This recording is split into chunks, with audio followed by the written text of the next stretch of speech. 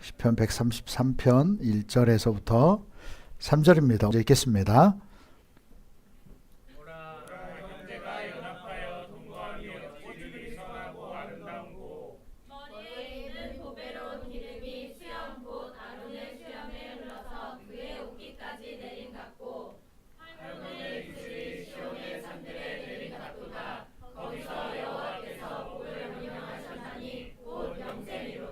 아멘.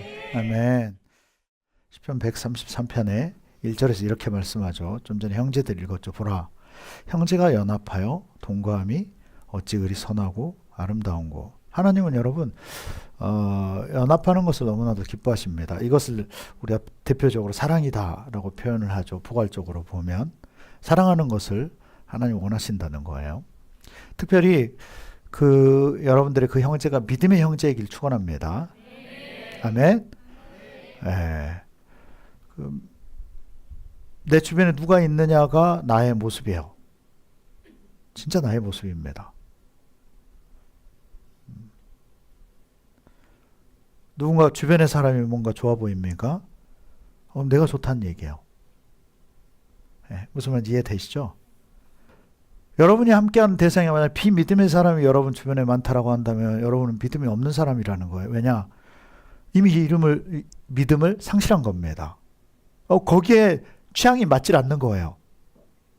어느 순간 여러분 우리가 나이가 들어가면서 나도 모르게 패션이 항상 최상으로 입지만 보면 부류가 정해져 있어요. 점점 달라져 가고요. 이해하시죠? 어느 순간인가 이게 편해. 뭐 이런 거죠. 예. 믿음의 연합이 여러분들에게 있길 축원합니다. 보라, 형제가 연합하여 동거함이 어찌 그리 선하고 아름다운고. 그래서 여러분 가정에서도 마찬가지라고 생각합니다. 부부끼리도 마찬가지라고 생각해요. 그 주도권을 만약 여러분이 신앙 중심으로 가져가지 못하면 그쪽 중심으로 넘어갑니다. 그 가정은 답이 없어요. 그 중심을 가지고 버텨야 돼요. 하나님께 먼저 연합이 되어져야 되고 또 믿음의 공동체와 연합이 될 때 지켜지게 돼 있고 그 방향성을 함께 갈 수 있게 돼 있죠. 그렇지 않다라고 한다면 나도 모르게 수준이 저하되어지고요. 언젠가는 뚝 떨어져 나가는 거죠. 그래서 여러분이 내가 내 믿음이 더 나아라고 한다면 절대 양보하면 안 돼요. 어떻게 해서든 지켜나가야 되는 거죠. 그래서 1절 말씀에 보라, 형제가 연합하여. 여러분 연합 무슨 연합회 많이 하죠. 모임하고 걸기대회도 하고. 근데 중요한 건 여러분 여기서 얘기하는 연합이라고 하는 것은 삶을 얘기해요. 동거까지 가야 된다는 거죠. 이거야말로 하나님이 보실 때 진짜 아름다운 거라는 거예요. 여러분 잠시 맞출 수는 있어요. 근데 함께 끝까지 해갈 수 있다라고 하는 것은 이건 많은 희생이 요구가 됩니다. 쉽지 않은 경우들이 많다는 거죠. 드러나지 않게 때로는 해야 되고 주로 손해를 많이 봐야 되고. 그래서 오늘 마태복음 6장 3절에 보면 이렇게 말씀합니다. 너는 구제할 때에 오른손이 하는 것을 왼손이 모르게 하여. 내가 뭔가를 드러내면, 그래서 4절에 또 그렇게 말씀하죠. 내 구제함을 은밀하게 하라. 은밀한 중에 보시는 너희 아버지께서 갚으시리라. 여러분 드러내지 않는, 그래서 우리 교회 안에서는 정말 그렇게 해야 돼요. 내가 막 대놓고 뭔가를 해주기보다는 리더를 통해서 하고요. 또 지도자를 때로는 통해서 하고 또 다른 지체를 통해서 하고. 예스. 예. 여러분을 드러내지 않고, 이게 여러분 무슨 얘기입니까? 희생이라는 얘기입니다. 세상 사람들은 세상의 것을 요구를 해요. 세상에서 추구하는 것들. 여러분 그건 우리가 손해를 봐야 돼요. 여러분 그럴 수 있기를 바랍니다. 그들이 원하는 것을 내줘야 돼요. 그러나 여러분 그것을 통해서 진정한 연합으로 이렇게 끌어올 수 있는 여러분들 그런 애가 있기를 바랍니다. 그래서 마태복음 6장 12절에 보면 주기도문이죠. 예수님께서 가르쳐 주셨던 기도문입니다. 이 부분은 우리가 좀 같이 읽도록 할까요? 자, 12절을 같이 읽겠습니다. 우리가 우리에게 죄 지은 자를 사하여 준 것 같이 우리 죄를 사하여 주시옵고. 아멘. 예, 용서입니다. 그래서 14절에 그렇게 말씀하죠. 너희가 사람의 잘못을 용서하면 너희 하늘 아버지께서도 너희 잘못을 용서하려니와. 여러분, 우리가 누군가를 용서하지 않으면 하나님도 묶어두신다는 거예요. 여러분, 이것 자체가 그냥 법칙입니다. 영적 세계의 법칙이에요. 여러분이 목회자 묶이면 끝장입니다. 예, 잘못 얽히면, 잘못 단절되어져 있으면, 여러분, 하나님의 법칙은 하나님 법칙을 가지고 일하십니다. 왜냐? 하나님 교회가 중요하시거든요. 교회가 중요한 거예요. 오늘 하나님은 우리가 나쁘게 얽히는 것을 원치 않고요. 사단은 이것을 원하죠, 반대로. 영적 세계에 이런 법칙들이 존재한다는 것을 우리는 알아야 돼요. 그래서 어떻게든 화해해야 합니다. 어떻게든 관계를 맺어가야 돼요. 여러분, 하나님은 교회를 세우기를 원해요. 아멘? 네. 마태복음 6장 15절에 너희가 사람의 잘못을 용서하지 아니하면 너희 아버지께서도 너희 잘못을 용서하지 아니하시리라. 옆에 사람 좀 축복합시다. 용서해야 합니다. 한 번 더 축복했어요. 받아줘야 합니다.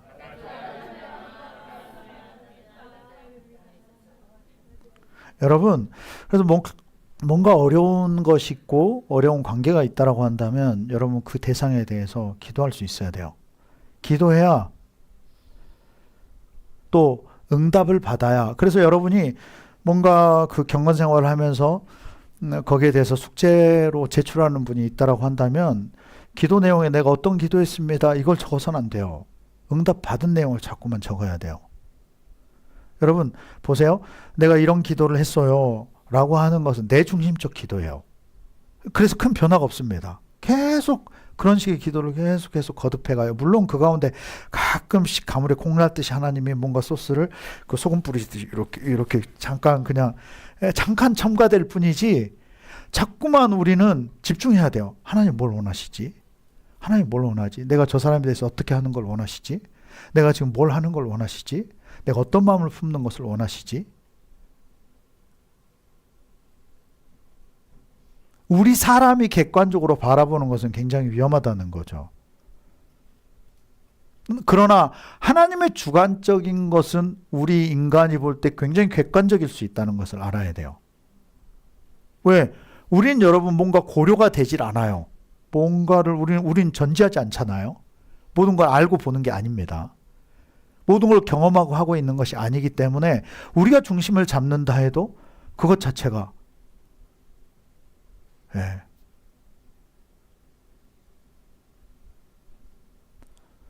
우린 정말 더듬더듬 해가면서 가는 거죠. 하나님만이 모든 것을 아시고요. 하나님만이 기준이 명확하신 분이십니다. 그래서 우린 자꾸만 응답받는 뭐 그런 건 옛날 시대에 끝났어. 예전 시대로 성경 시대로 끝났어. 여러분 그렇지 않습니다. 그렇게 하면 여러분 성경만 필요하지 우리는 필요치 않게 돼요. 성경만 필요하지 성령은 우리에게 필요가 없어집니다. 여러분 자꾸 성령의 응답을 받아야만 내 생각이 바뀌어지게 돼 있어요. 아멘? 가치가 달라지는 겁니다. 그렇지 않다라고 한다면 내가 기도는 해요. 그러나 내 중심적인 내용으로만 계속 채운다니까요. 그럼 무슨 얘기입니까? 하나님이 기뻐하고 원하는 기도를 해도 물론 기도를 안 하는 것보다는 한 배 반은 나은 것 같습니다. 훨씬 낫긴 하죠. 그러나 여러분 자꾸 하나님께 집중을 해야 돼요. 하나님께 물어야 되고요. 하나님이 뭘 원하시는지 하나님의 마음에 대해서 어떤 사람을 봐도 저 사람을 직접 내 눈으로 보는 게 아니고 하나님을 통해서 볼 수 있어야 돼요. 하나님을 통한 관계가 되어져야 되고요. 아멘.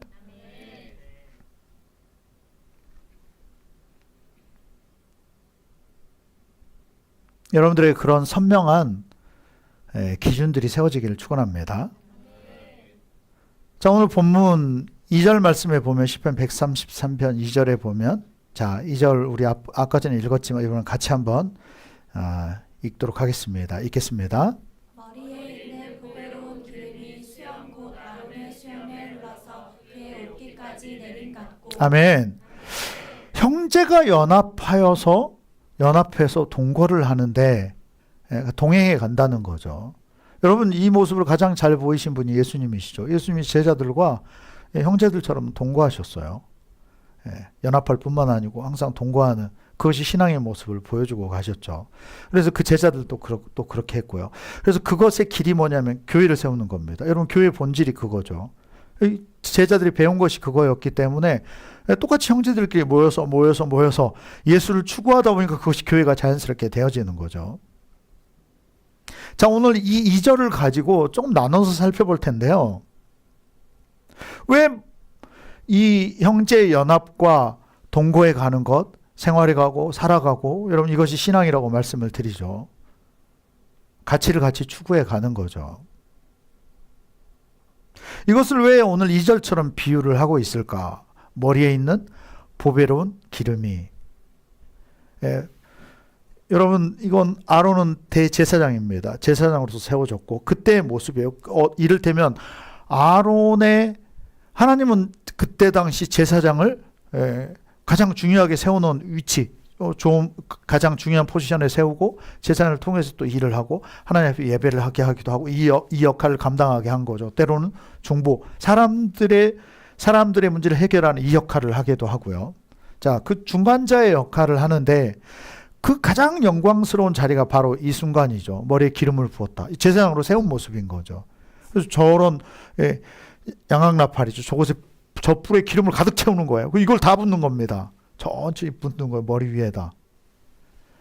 그때 당시엔 굉장히 비싸서 조금 아꼈을까요? 그 순간은 그런 순간이 아니죠. 부어진 만큼 하나님의 영광이 부어지는 거예요.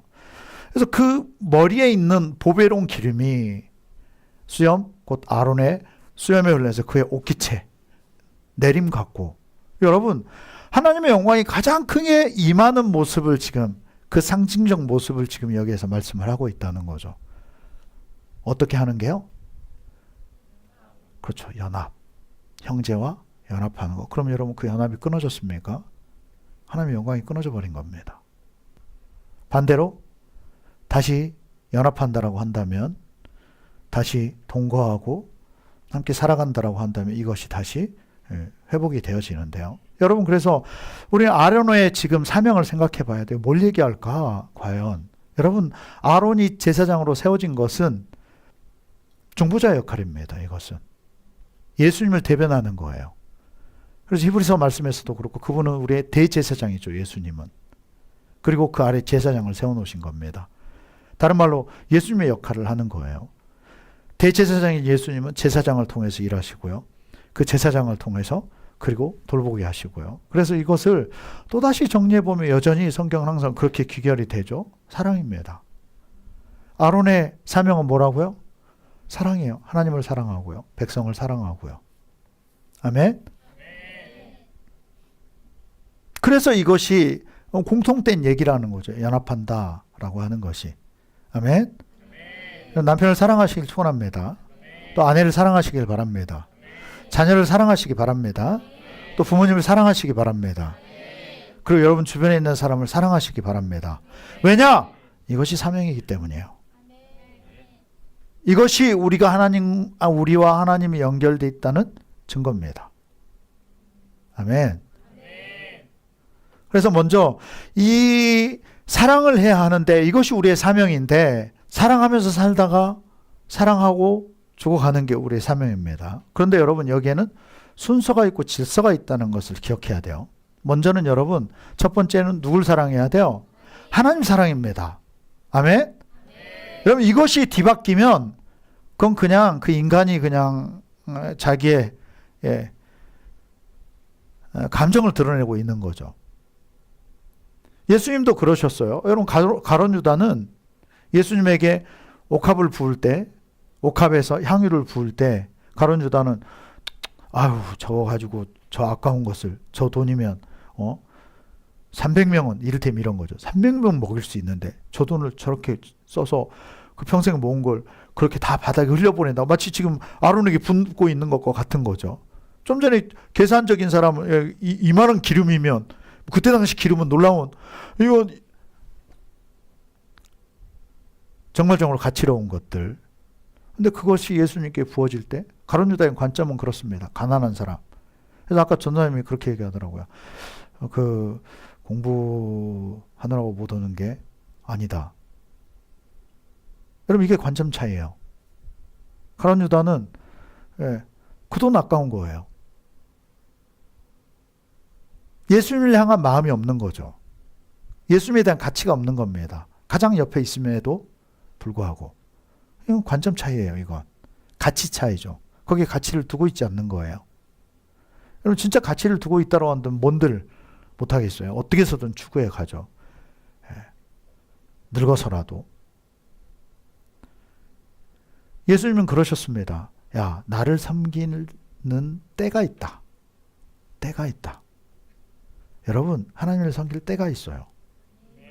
아멘. 네. 때가 있습니다. 뭐든. 그 때를 놓치지 않는, 때를 분별하는 게 굉장히 놀라운 지혜 중에 하나예요. 아시죠? 부염의 법칙 중에 하나가 시간, 때예요. 여러분이 그 시간을 어디에 지금 쓰고 있는가? 어디에 쓰고 있는가? 어디에 앉아 있는가? 누구와 함께 하고 있는가? 어디에 시간을 보내고 있는가? 이것은 너무나도 큰 가치죠. 그래서 예수님 스스로 말씀하신 거예요. 야, 나는 좀 있으면 간다. 이거예요. 너희가 나를, 여러분 예수님 떠난다고 못 섬기겠어요? 그러나 계실 때 섬길 수 있는 게 있는 거죠. 지금 이 순간에 해야 될 것이, 나 부자 되면, 여러분 그 사람 이미 틀린 사람이에요. 부자 되기도 틀린 겁니다.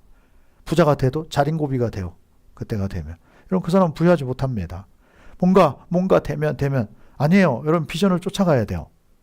지난주인가요? 언제 말씀을 전하고서 누군가 굉장히 지혜로운 응답을 올린 것을 봤어요. 하나님이 그런 감동을 주신 것을 기록해 뒀더라고요. 하나님의 사랑을 받고 싶다라고 한다면 그럼 내가 먼저 하나님을 사랑하면 되겠구나. 이것을 위해서 간구한다는 거죠.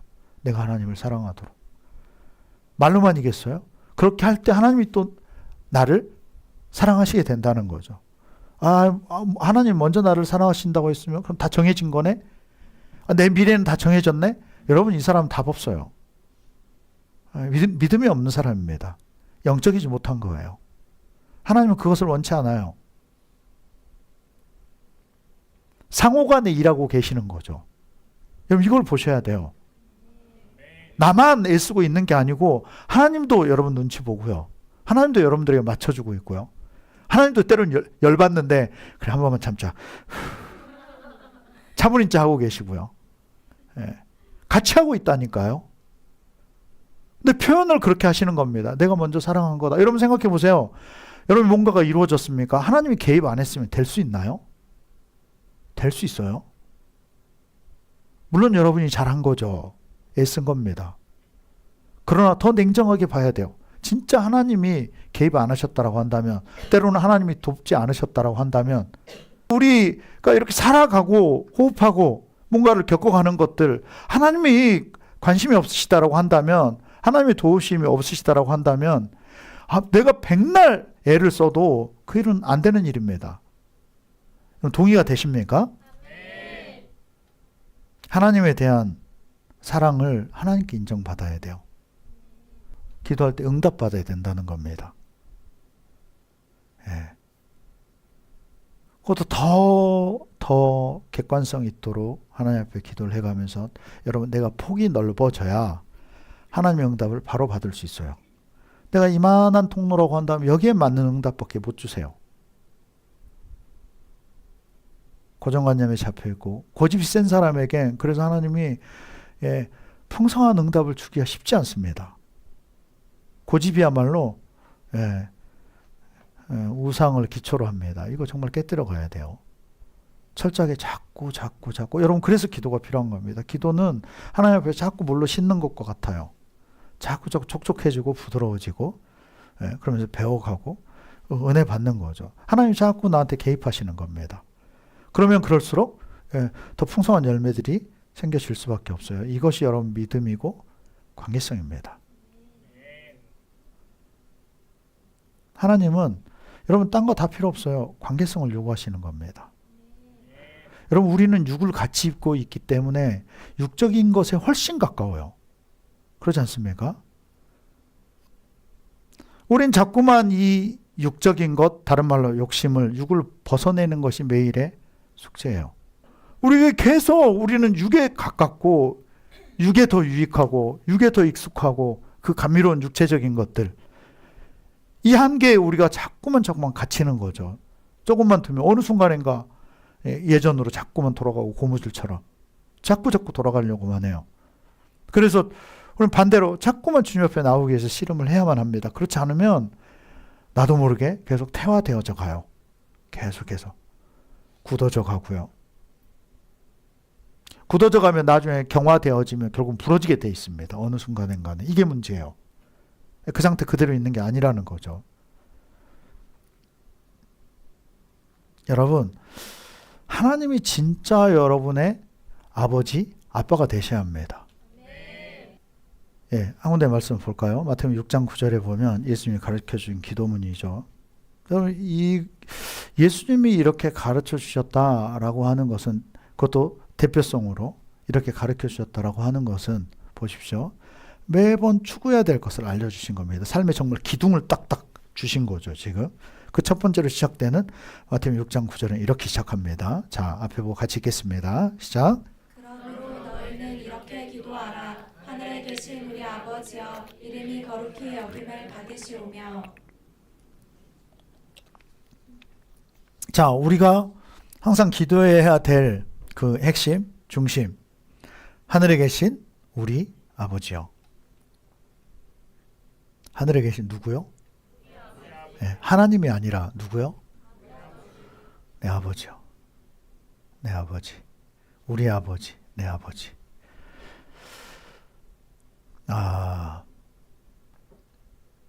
중요한 일을 앞두고 있을 때 하나님이 기도를 시킵니다. 그건 뭔가 하나님 일하신다는 소리예요. 그래서 내가 기도가 멈춰 있다라고 하는 것은 하나님 일 안 하고 계시다는 겁니다. 뭔가 하나님 일하실 때 자꾸 일할 이 어떤 신호가 와요. 그게 뭐냐면 기도하고자 하는 마음이 생겨집니다. 때로는 급하게 기도가 되기도 하고, 그리고 급한 기도는, 깊은 기도는 절대 못 됩니다. 푹 잠겨지는 기도가 필요해요. 어젯밤에 저한테 요즘 그런 시간이었던 것 같습니다. 그리고 어젯밤에 하나님께 그런 부르심을 주신 거죠. 그럴 때는 기도하면 순식간에 시간이 지나가요. 2시간, 3시간이 순식간에 지나갑니다. 네. 나한테 이 고백을 하게 하시더라고요. 하나님이 진짜 내 아빠입니다.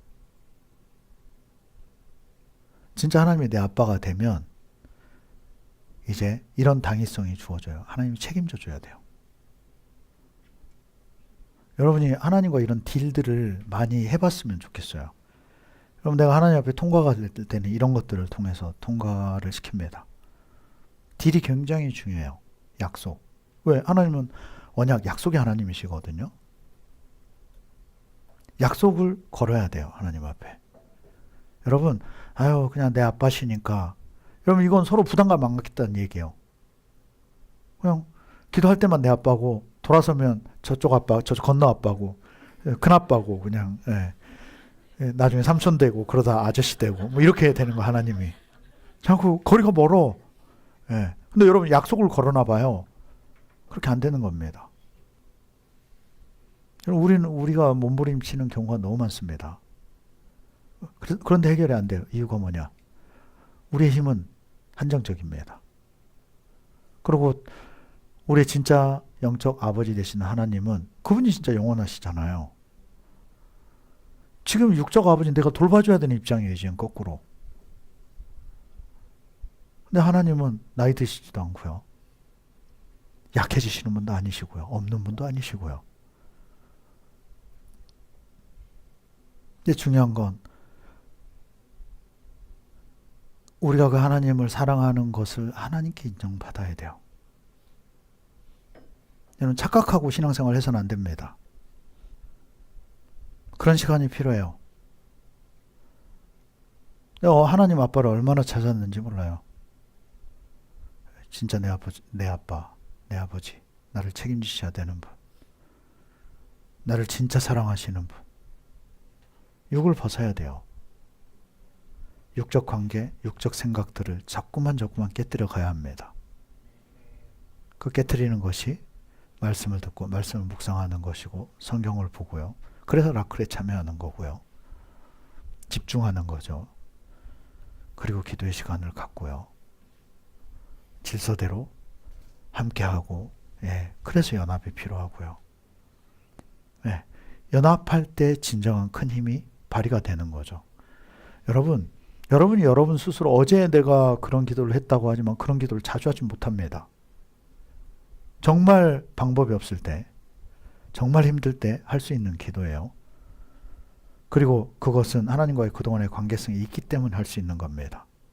자주 안 찾아온다는 거죠. 근데 여러분 그 기반을 보면 여러분이 그동안 중보해 준 것들이 어마어마한 능력을 발휘하는 것을 봐요.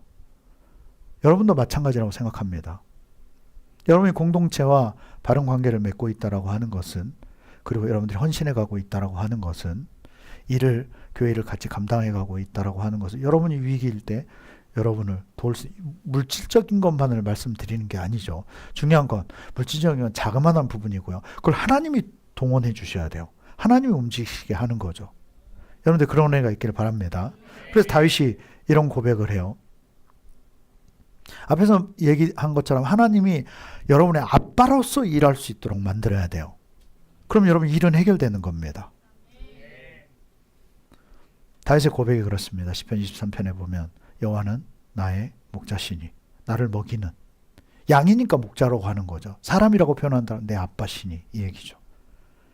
내게 부족함이 없다. 그분께 내 거니까. 그가 나를 푸른 풀밭에 누이시며 쉴만한 물가로 인도하시는도다. 내 영혼을 소생시키시고, 여러분 중요한 것이 여기입니다. 자기 이름을 위하여 의의 길로 인도하시는도다. 진짜 내가 아빠로 모시고 어떤 가족으로서, 식구로서 그런 주님과의 삶을 산다라고 한다면 진짜 공동체거든요. 이거야말로 진짜 연합입니다. 내가 주님의 일을 하고 주님은 내 일을 하기 시작해요.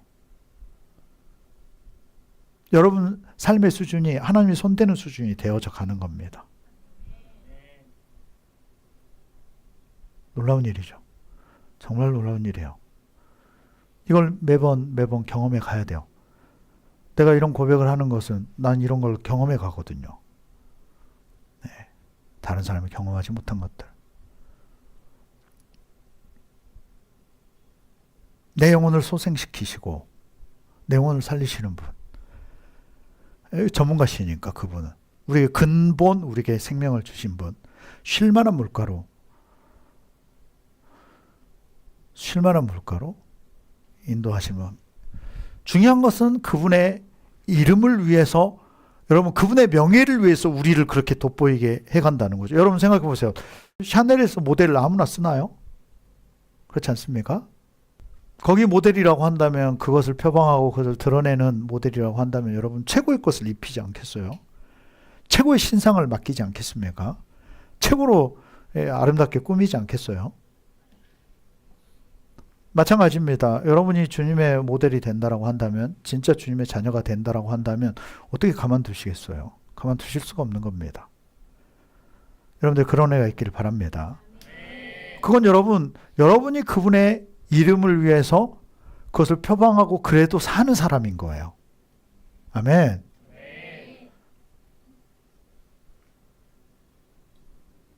내가 어떤 상황, 어떤 골짜기에 있다 할지라도 두려워하지 않게 돼요. 배짱이 생겨지는 겁니다. 점점. 연단할 때를 제외하고요. 주께서 함께 하시면 그분은 지키시고 보호하시고 공급하시는 분. 4절에 그렇게 말씀하죠. 주께서 내 원수의 목전에서 내게 상을 차려주시고 나를 비난하던 사람에게 역전시키신 하나님. 옆에 분에게 얘기했어요. 하이파이브 하면서 하나님이 역전의 하나님이십니다. 기름을 내 머리에 부으셨으니 내 잔이 넘치나이다. 여러분 하나님이 부으실 때는 넘치게 부으신다는 것을 알아야 돼요. 아멘. 막 감칠맛 나게 이러시는 게 아니라는 걸 알아야 합니다. 물론 때로는 훈련을 위해서 그렇게 할 때가 있어요. 그건 뭐냐? 아직 못 믿는 거예요, 우리를. 그 사람은 아직 못 믿는 겁니다. 여러분, 이것이 통과가 되어진다라고 한다면, 아, 저 인간이 진짜 내 이름을 위해서 사는구나. 진짜 아빠로 생각하고 내 중심으로 사는구나. 이게 하나님이 인정이 되면요. 하나님의 가장 큰 병이 뭔지 아세요? 너무 잘하신다는 거예요. 너무 잘 알아요. 우리는 하나님 앞에 가서 난 안 그래요. 아, 이렇게 하겠습니다. 저렇게 하겠습니다. 때론 그렇게 하지만 하나님 너무 잘 알아요. 내 1년 후를 너무 잘 알고요. 5년 후를 잘 알고 10년 후. 그 뒤를 너무나도 잘 아세요. 그분은. 내가 위험하다는 걸 너무 잘 알아요. 내가 잘못되어 있다는 것을 너무 잘 압니다. 또 반대로 너무 잘 돼 있다는 것도 알아요. 여러분, 겸손한 사람의, 잘 되는 사람의 특징이 그거예요. 난 부족하다고, 주님. 난 부족하다. 난 주님이 필요하다고. 여러분, 주님이 채워지면 채워진 사람일수록 부족하다는 고백을 해요.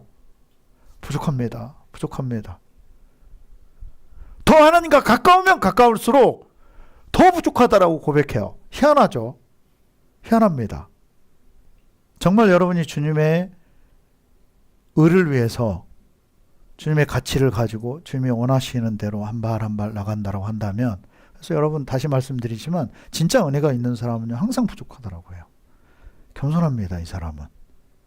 아, 내가 세워졌다라고 생각하지 않아요. 여러분, 세워졌다라고 생각하는 순간 넘어져 가고 있는 겁니다. 부족해요. 주님이 여전히 부족해요. 여전히. 여러분, 이 사람은 발전하고 있는 사람이에요. 부족하니까 기도하고요. 부족하니까 순종하려고 하고요. 부족하니까 말씀 듣고 어떻게든 따라가려고 하고요. 부족하니까 찾아 나오고요. 부족하니까 이 말씀을 들을 때도 정말 간절한 마음으로 듣는 겁니다. 안 놓치려고. 부족하니까 내 것으로 듣는 거예요. 근데 그렇지 않으면 내 남편이 왔었어야 돼. 이건 누가 들었어야 돼. 아니면 저 사람 들을 내용이네. 이러고 앉아 있는 겁니다. 해결되지 않는 거죠. 내 원수의 목전에서 상을 차려주고 기름을 내 머리에 부으셨으니 내 자녀. 여러분, 기름을 내 머리에 부으셨으니 여기에 이제 잔을 두고 막 쩔쩔쩔쩔 받아서 넘치는 게 아니고요. 기름 부음을 받았더니 내 삶에 잔이 넘쳐난다는 거예요. 아멘. 제가 어제 주님 앞에 서서 찔찔 짜면서 아빠 하고 매달리고 나 못하겠다고 하고 뭐 상황이 뭐 죽을 상황이나 되겠습니까? 근데 이건 뭐냐? 하나님의 은혜를 주셨기 때문이에요. 그러니까 가난해지는 거예요, 마음이. 너무나도 더 연약해지는 겁니다, 주님 앞에. 여러분, 주님을 높이는 방법은 주님 높아지세요가 아니고 내가 낮아지면 주님은 높아지게 돼 있어요. 그럼 이때 주님이 일하신다고요. 그럼 그 순간이, 그 기름 부음 받는 그 순간이 돌파를 불러와요, 세상에서. 이분이 하나님이십니다. 내가 해결을 못할 그 문제를, 내가 옮기지 못한 그 산을 주님이 옮겨주시는 거예요. 아멘? 산을 옮기든 나를 뛰어넘게 하든 어떤 방법이든 주님이 역사하시는 거죠. 여러분, 먼저 하나님을 사랑하시길 바랍니다. 여러분, 이것이 하나님의 방법입니다. 아멘? 이것이 하나님의 질서예요. 두 번째, 사랑하되. 여러분, 정말 무분별해져서는 안 돼요. 지혜가 필요합니다. 하나님은 철저하게 이 방법들을 얘기하고 있어요. 두 번째 사랑해야 될 대상은 따라 삽시다. 믿음의 가정이다. 아멘. 그래서 하나님 사랑, 두 번째는 내 이웃을 내 몸과 같이, 두 번째는 나에 대한 사랑인데, 여러분, 내가 지켜지는 비결은 공동체예요. 믿음의 가정이 살아야 합니다. 공동체를 지켜나가는 겁니다. 또 상대방을 지켜나가는 거예요. 여러분, 갈라디아서 6장 9절에 보면요. 자, 6장 9절 10절. 자, 같이 읽도록 하겠습니다. 읽겠습니다. 우리가 새 일을 하되 낙심하지 말지니 포기하지 아니하며 때가 이름에 거두리라. 그러므로 우리는 기회 있는 대로 모든 이에게 착한 일을 하되 더욱 믿음의 가정들에게 할지니라. 누구에게 하라고요? 네. 여러분, 우선순위가, 여러분, 가난한 사람을 먼저 도우면 안 돼요. 교회 안에 있는 사람을 먼저 도와야 합니다. 누가 됐든. 여러분, 하나님의 복은요, 좀 잘 보세요. 연합을 얘기하는데 아론의 얘기를 꺼내요. 제사장 얘기를. 그게 최상급이거든요. 그러면 여러분, 연합하는 방법도 그 최상급의 방법을 통해서 해야 된다는 거예요. 마치 저는 이제 시골 사람이라 이걸 마치 비유하자면 계단식 논을 생각하면 좋을 것 같아요. 계단식 논을 아래부터 물 채워서 올리고 이렇게 안 하잖아요. 어떻게 해요? 위에서부터 흘려보내면 채워지고 채워지고 채워지고. 이게 하나님의 질서입니다. 이것이 하나님의 방식이고 구조예요. 왜? 교회를 세워야 되기 때문에. 사회죠, 사회. 소사이어티. 사람은 사회적 동물이에요. 그리고 그것을 이렇게 하나님이 유지를 시켜 오신 겁니다. 이게 법칙이에요. 그래서 아까 이전에 말씀하는 것처럼 머리에 있는 보배로운 기름이 수염 곧 아론의 수염에 올려서 그 옷깃에 내림 같고, 보세요. 아론에게 부었더니 그 복이 백성들에게 가는 거예요. 이게 수순입니다. 그 뒤에서도 똑같은 말씀을 해요. 3절에 보면 헐몬의 이슬이 시온의 산들에 내린 것도다. 헐몬산에 하나님은 풍성함을 부어주시는 겁니다. 이스라엘 중추가 되는 곳. 거기를 통해서 이슬을 또 뿌려요. 그 산을 이건 자연의 법칙이죠. 여러분, 우리나라 태백산맥을 중심으로 해서 강수량이 정해져요. 넘어갈 때와 반대편일 때와. 이 두 곳은 항상 날씨가 다릅니다. 아시죠? 한라산 때문에 우리나라에 수많은 태풍들이 지나간다는 거 아시죠? 달 보면 반대편은 수많은 덩크가 나 있어요. 막고 있는 겁니다. 지구에 오는 것을. 여러분, 이게 하나님이 하시는 어떤 역사의 비결들이에요. 마찬가지입니다.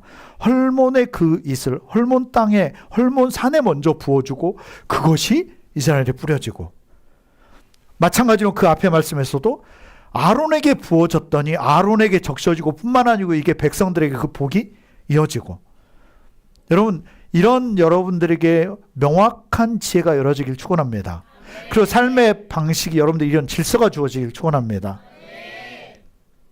회사에서도 마찬가지예요. 그래서 윗사람을 존중해야 합니다. 그럴 때 여러분의 길이 열어지게 돼 있어요. 아부가 아니고요. 이게 하나님의 법칙이라고요. 여러분, 이 하나님의 은혜를 여러분들이 경험하시길 바랍니다. 그래서 에덴에서도 네 강물이 나와요. 에덴이 있고 하나님이 계시고 그래서 에덴이 존재하고 거기에는 네 강물이 있고 그것이 각 사는 곳으로 흘러가고. 에스겔 47장에서도 마찬가지입니다. 성전에서 물이 나와요. 그리고 그 물이 지면을 적십니다. 은혜가 퍼져나가는 거죠. 그런가 하면 계시록 22장에서도 마찬가지예요. 하나님과 그의 어린 양, 그분에게서 물이, 여러분 이거 법칙이라는 이야기입니다. 하나님은 철저하게 이 법칙대로 해간다는 것을 알아야 돼요. 그래서 하나님이, 여러분이 어디에 더 신경을 써야 되느냐, 하나님이 기뻐하는 사람이 누군지를 항상 봐야 돼요. 여러분, 내가 그래서 목회자들 섬기는 걸 굉장히 기뻐하는 겁니다. 그 동종업계에 있어서가 아니고요. 하나님의 관심이 누구에 있는지를 봐야 돼요. 하나님이 기뻐하고 또 여러분에게 과연 누구를 붙여주셨는지를 봐야 돼요. 리더죠. 나보다 못났어도 상관없습니다. 하나님은. 중요한 건 하나님 질서의 하나님이시라는 거예요. 믿음의 공동체를 먼저 돌보기를 축원합니다. 이것이 교회고 교회는 예수님의 몸이기 때문이에요. 그럼 마지막 세 번째는, 자, 사랑하되 첫 번째는 누구 사랑? 하나님 사랑. 두 번째는 믿음의 가정. 아멘. 다른 말로 영적 사람을 섬길 것을 말씀을 해요. 여러분 보세요. 그럼 서로 섬기게 돼 있어요. 서로. 그러나 분명한 것은 하나님 질서대로 일하신다는 것을 알아야 돼요. 여러분, 하나님의 그 성정을 너무 우리는 잘 알아야 돼요. 온 우주가 하나님이 만드신 질서대로 돌아가요. 법칙을 가지고 다 만드셨다니까요. 그래서 하나님이 별로 신경 안 쓰셔도 되는 거예요. 마지막은 이웃사랑이에요. 보편적 사랑. 그래서 나 이걸 조금만 축소시켜서 여러분들에게 말씀을 드리고 싶습니다. 오늘은 그것은 전도 대상자가 되기를 축원합니다. 모든 관계 대상들이 전도 대상자로 바뀌어 가야 돼요. 여러분, 그 생각하면 사람 함부로 대할까요? 이해가 되시죠? 베푸는 거 아까우지 않을 거예요.